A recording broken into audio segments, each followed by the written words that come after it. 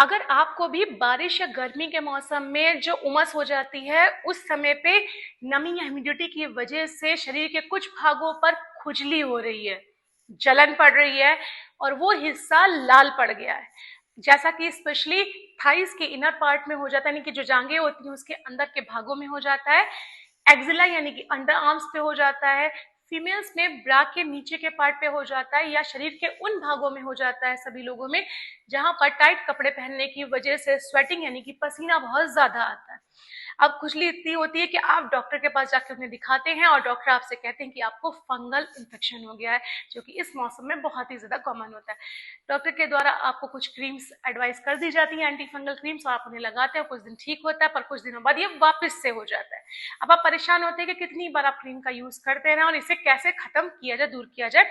और महंगी महंगी क्रीम यूज करने से भी आप परेशान हो जाते हैं। तो परेशान मत होइए, आज मैं आपको यहाँ इसका एक घरेलू उपाय यानी होम रेमेडी बताने जा रही हूँ, और यकीन जानिए हमारे घर के अंदर कुछ ऐसी चीजें जरूर होती हैं जो कि एंटी फंगल का काम करती हैं और इस फंगल इन्फेक्शन को दूर करने के लिए बहुत अधिक कारगर है। आपको लेना क्या है, आपके घर के आसपास मिल जाते हैं आसानी से नीम के पत्ते, आपको इनको ले लेना है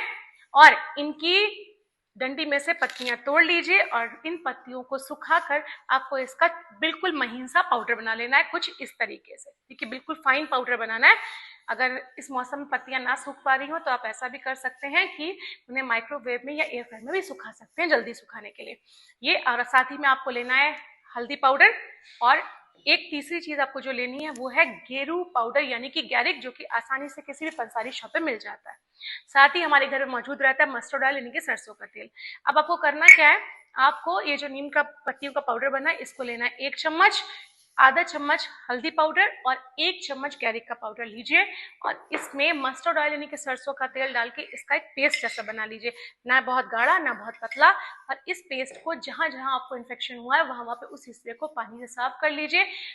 सूखे तौलिए से टॉवल से पोंछ दीजिए, और उसके बाद ड्राई करने के बाद वहां पर इस पेस्ट को रात में लगाकर छोड़ दीजिए। ठीक है, सुबह में पानी से धुल दीजिए। अगर इन्फेक्शन ज्यादा है तो आपको 1 वीक ज्यादा यूज करना पड़ेगा, और अगर इन्फेक्शन कम है तो 2 से 3 दिन के अंदर ही आपका